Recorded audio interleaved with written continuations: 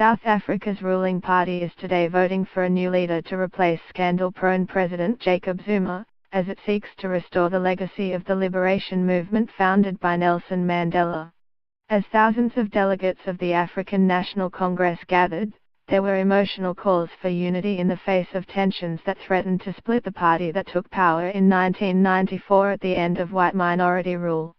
Anything divisive, comrades, will not be allowed in this conference, Chair of the African National Congress Bail Combete told those in attendance. Mired in scandal and corruption allegations during Mr. Zuma's 2 presidential terms, the reputation of the liberation movement, which celebrated its 105th anniversary this year, has taken a beating.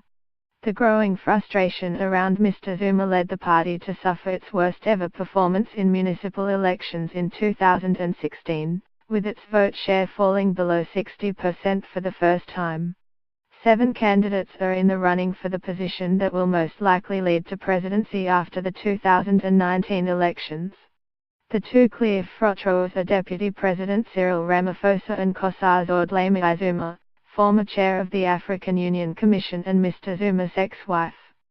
Mr. Ramaphosa, who helped negotiate an end to apartheid and has become one of the wealthiest men in a democratic South Africa, has pledged to crack down on corruption and get the economy back on track. Ms. Dlamini Zuma, a doctor, former government minister and ally of Mr. Zuma, has promised to bring more black South Africans into the fold through radical economic transformation. Some South Africans worry that Ms. Dlamini Zuma would be influenced by her ex-husband and perhaps shelter him from prosecution. Others were excited by the idea of her taking charge. "Now I want a woman president," said Lerato Godit, a delegate from Northwest Province. Observers say the party needs to restore its reputation or it could be forced into a governing coalition for the first time. Party divisions run so deep that analysts say either outcome, Mr. Ramaphosa or Ms. Dlamini Zuma, could mean the end of the ANC's dominance, as members of the losing faction could form a new party. She said she supports Ms. Dlamini Zuma, but we want to see a united ANC. Mr. Zuma could carry on as head of state until 2019, when his term ends, or he could step down or be ousted before then by the new party leader ahead of the general elections. Under Mr. Zuma, unemployment rose to nearly 30% and economic growth slumped.